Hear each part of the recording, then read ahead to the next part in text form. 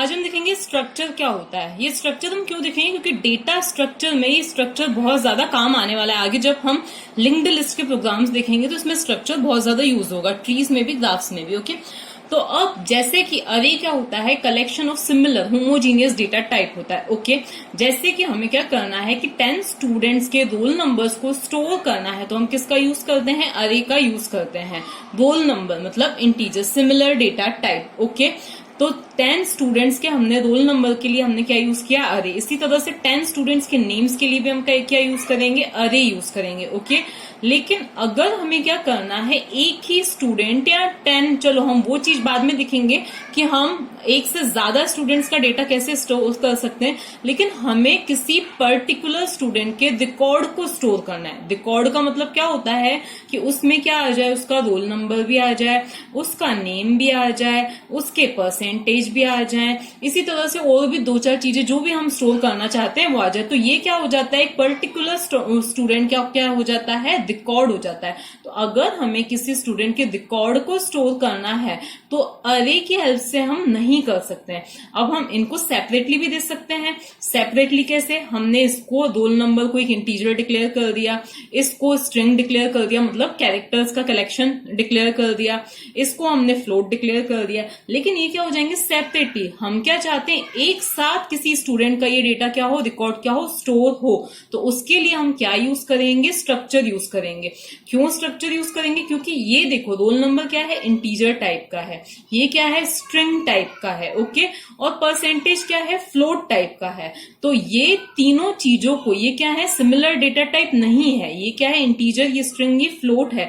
तो ये क्या है, हेट्रोजीनियस डेटा टाइप। तो इन चीजों को अगर हमें एक साथ स्टोर करना है, मतलब किसी भी एक रिकॉर्ड को हमें एक साथ स्टोर करना है, तो उसके लिए क्या यूज किया जाता है, स्ट्रक्चर यूज किया जाता है। अब बात आती है स्ट्रक्चर को डिक्लेयर कैसे किया जाता है। तो स्ट्रक्चर को डिक्लेयर करने के लिए पहले क्या लिखा जाएगा, स्ट्रक्ट। ओके, उसके बाद में हमें जो भी नाम देना है, सपोज हम एक स्टूडेंट का रिकॉर्ड स्टोर करना चाहते हैं तो स्ट्रक्चर का नाम क्या आ जाएगा, स्टूड आ जाएगा। स्टूडेंट पूरा भी हम दे सकते हैं, बस वही जो नेमिंग के जो रूल्स होते हैं आइडेंटिफायर नेमिंग के, बस हमें वो ध्यान रखना है। ओके, इसके बाद में ये स्टार्टिंग। अब हमें क्या क्या देना है, सपोज हमें क्या देना है, रोल नंबर एंड परसेंटेज, ये 2 चीजें देनी है हमें स्टूडेंट की। तो हम क्या लिखेंगे, रोल नंबर, क्योंकि क्या होगा, इंटीजर होगा, तो यहाँ पे इंट RNO।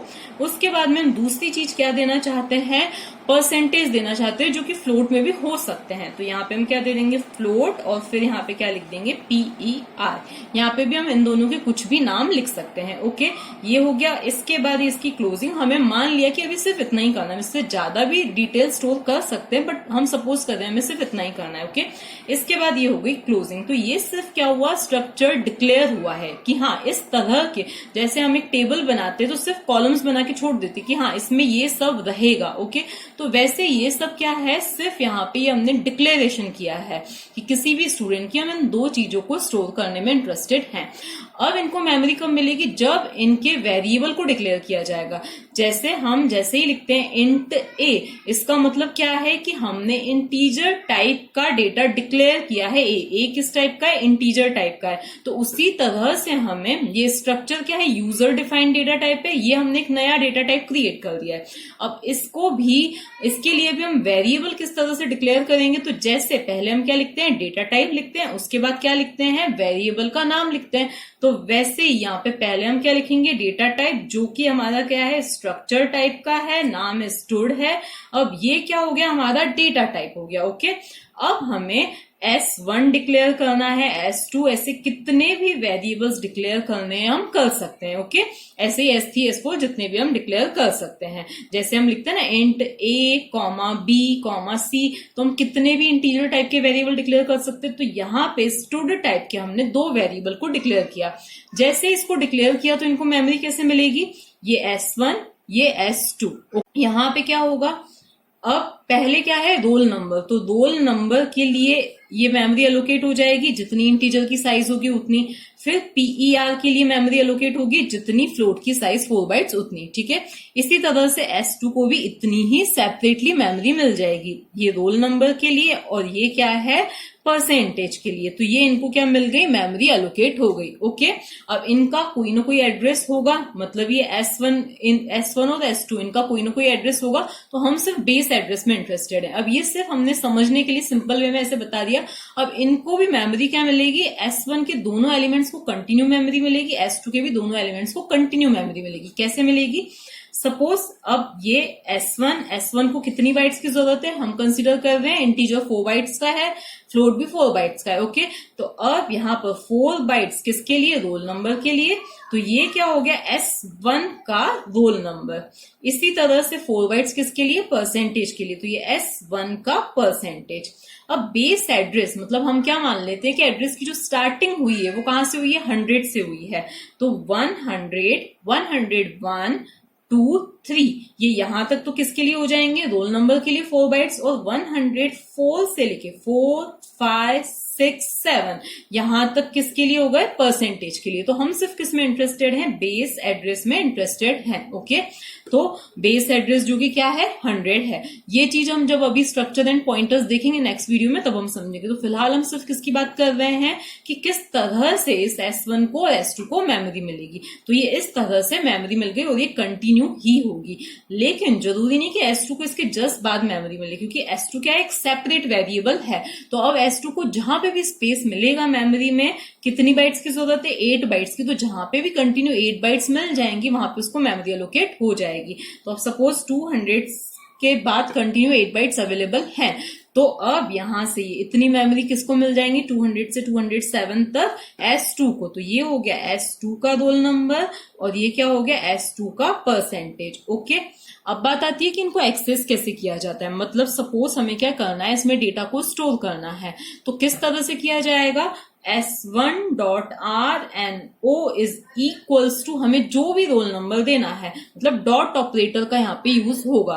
तो जो भी हमें डेटा देना है वो हमने डेटा फिल कर दिया इसमें। इसी तरह से S1.PER इज इक्वल्स टू क्या हो जाएगा, जो भी हमें उसकी यूजर के परसेंटेज स्टोर करने हैं वो। तो अब S1 के रोल नंबर में क्या आ गया, 121 आ गया, और S1 के परसेंटेज में क्या आ गया, 78.5 आ जाएगा। इसी तरह से S2 के भी रोल नंबर में क्या आ जाएगा, जो भी हम देंगे S2.RNO और S2.PER वो यहाँ पे आ जाएंगे। तो कुल मिला के डॉट ऑपरेटर की हेल्प से इनको क्या किया जाता है, एक्सेस किया जाता है। अब यही चीज हम यूजर से भी पूछ सकते हैं। कैसे यूजर से पूछेंगे हम, तो देखो सपोज हमें यही डेटा यूजर से पूछना है, तो हम पहले तो आएगा हमारा printf statement, printf enter roll number of first student, roll number and, चलो दोनों चीजें साथ में देनी है, तो roll number and percentage of first student. तो यहाँ पे हम लिख देंगे इस तरह से। फिर यहाँ पे यूजर एंटर करेगा तो स्कैन एफ। अब क्योंकि रोल नंबर किस टाइप का है, इंटीजर टाइप का है, तो %d, और परसेंटेज किस टाइप के हैं, फ्लोट टाइप के, तो %f। और फिर जो भी यूजर एंटर करे वो कहाँ जाके स्टोर होना चाहिए, देखो ये था S1 का स्पेस था, तो S1.PER, और ये क्या है, S1.RNO और S1.PER। तो हम क्या चाहते हैं, S1 की RNO वाली लोकेशन पे रोल नंबर आ जाए, तो M%S1.RNO, और नेक्स्ट चीज जो यूजर परसेंटेज एंटर करे वो कहाँ आ जाए, S1.PER में आ जाना चाहिए। तो क्या होगा, यूजर ने सपोज रोल नंबर एंटर किया 101, तो वो कहाँ पे चला जाएगा, S1 के रोल नंबर वाले एड्रेस पे चला जाएगा। तो ये 100 वाली लोकेशन पे क्या आ जाएगा, जो भी रोल नंबर यूजर ने एंटर किया। अब परसेंटेज कहाँ से स्टार्ट हो रहा है, 104 से, तो उस एड्रेस पे जाके क्या स्टोर हो जाएगा, परसेंटेज जाके स्टोर हो जाएगा। तो इस तरह से हम यूजर से भी पूछ सकते हैं, और इसी तरह से हम क्या कर सकते हैं, डिस्प्ले भी ये दोनों चीजें करवा सकते हैं।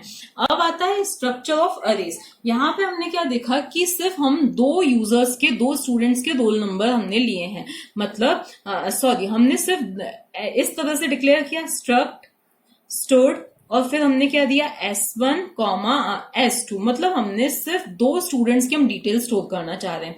लेकिन यही अगर 5 स्टूडेंट्स की डिटेल स्टोर करनी हो तो हमें फिर S3, S4, S5 देना पड़ेगा। लेकिन अगर 100 स्टूडेंट्स की डिटेल अगर हमें स्टोर करनी है तो हम क्या 100 तक, S1 से लेकर 100 तक वेरिएबल्स को डिक्लेयर करेंगे क्या, नहीं, ये बहुत ज्यादा कॉम्प्लिकेटेड हो जाएगा। तो उससे बेटर क्या है कि हम क्या करें, अरे बनाए। किसका अरे बनाए, स्ट्रक्चर का। जैसे अगर हमें 100 इंटीजर्स इंटीजर्स देने होते हैं तो हम इस तरह का अरे बनाते हैं, लेकिन यहाँ पे हमें 100 स्टूडेंट की डिटेल्स देनी है, पूरे रिकॉर्ड रखने हैं जिसमें सिर्फ इंटीजर नहीं है, जिसमें दो दो चीजें हैं। तो इसके लिए, और दो से ज्यादा भी हो सकती है बाद में, तो उसके लिए हम क्या बनाएंगे, अरे ऑफ स्ट्रक्चर। तो अरे ऑफ स्ट्रक्चर कैसे डिक्लेयर किया जाएगा, देखो अभी तक मैंने आपको बताया कि स्ट्रक्चर ऑफ स्टूडेंट कैसे डिक्लेयर किया हमने। तो स्ट्रक्चर ऑफ स्टूडेंट हमने कुछ इस तरह से डिक्लेयर किया, ये दिया हमने इंटीजर, रोल नंबर और फिर यहाँ पे फ्लोट और हमने दे दिया PER, ये इस तरह से हमने डिक्लेयर किया। अब हम ऐसे 100 स्टूडेंट की डिटेल्स स्टोर करना चाहते हैं तो हम क्या कैसे अरे डिक्लेयर करेंगे, तो इंटीजर्स का अरे ऐसे डिक्लेयर किया जाता है, डेटा टाइप इंटीजर होता है।